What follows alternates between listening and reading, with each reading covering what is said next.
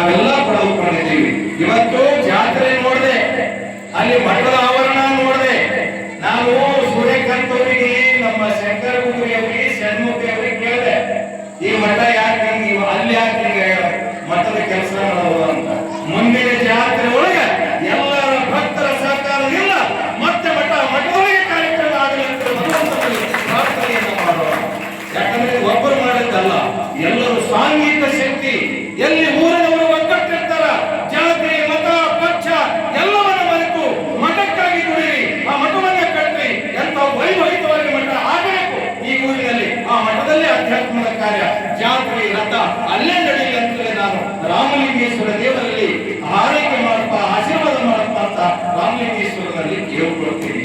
ನೀವೆಲ್ಲರೂ ಹೇಗಾಗಬೇಕು ಅಂತಂದ್ರೆ, ನಾನು ನನ್ನ ಸೇರಿಸ್ಕೊಂಡು ಹೇಳಬೇಕು. ನಾನು ಉಪದೇಶ ಮಾಡುವಲ್ಲ, ನಾನು ಒಂದು ಹೇಳ್ತೀನಿ ಅಂದ್ರೆ ನನ್ನ ಜೀವನದಲ್ಲಿ ಅಳವಡಿಸಿಕೊಂಡೇ ಹೇಳ್ತೀನಿ.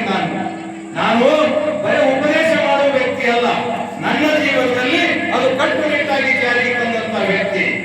ನಿಮ್ಮ ಮನೆಗಳು ಹೇಗಾಗಬೇಕು ನೋಡ್ಕೊಳ್ಳಿ.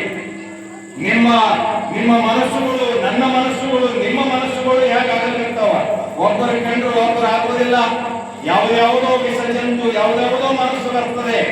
ಬಹುಶಃ ನನಗನ್ಸಿದ ಮಟ್ಟಿಗೆ ಮನಸ್ಸು ಪರಿಶುದ್ಧ ಆಗಬೇಕು. ನಮ್ಮ ಮನಸ್ಸಿನ ಕೊಳೆಯನ್ನ ಹೋಗಬೇಕು. ಬಟ್ಟೆ ಮೈಲಿಗೆ ಆದರೆ ನಾವು ಸಾಬೂನು ಹಚ್ಚಿ ತೊಳಿತೇವೆ, ಆದ್ರೆ ಮನಸ್ಸು ಹೊಲಸಾಗಿಲ್ಲ, ಅದು ಸ್ವಚ್ಛಗೊಳಿಸಬೇಕಾದ್ರೆ ಇಂಥ ಪರಮ ಪೂಜ್ಯರ ಸಾನ್ನಿಧ್ಯದಲ್ಲೇ ಅಧ್ಯಾತ್ಮದಲ್ಲಿ ಮುಂದೆ ಹೇಳಬೇಕು. ಹೆಚ್ಚೆಚ್ಚು ಕಾರ್ಯಕ್ರಮಗಳು ನಡೆಯಬೇಕು. ಯಾವ ಊರಿನಲ್ಲಿ ಮಠ ಅದ, ಯಾವ ಊರಿನಲ್ಲಿ ದೇವಾಲಯ ಅದ, ಯಾವ ಊರಿನಲ್ಲಿ ಪರಮ ಪೂಜ್ಯರಿರ್ತಾರ, ಆ ಊರಿನ ಲಕ್ಷಣವೇ ಬೇರೆ. ದೇವತೆ ಹಚ್ಕೊಳ್ತಾರೆ, ಇಷ್ಟಲಿಂಗ ಪೂಜೆ ಮಾಡಿಕೊಳ್ತಾರೆ, ಧರ್ಮದ ತಳಹದಿಯ ಮೇಲೆ ಬದುಕ್ತಾರೆ. ಒಬ್ಬರ ಕಂಡು ಒಬ್ಬರು ಆಗುವುದಿಲ್ಲ ಅಂತ ಭಾವನೆ ಇರುವುದಿಲ್ಲ.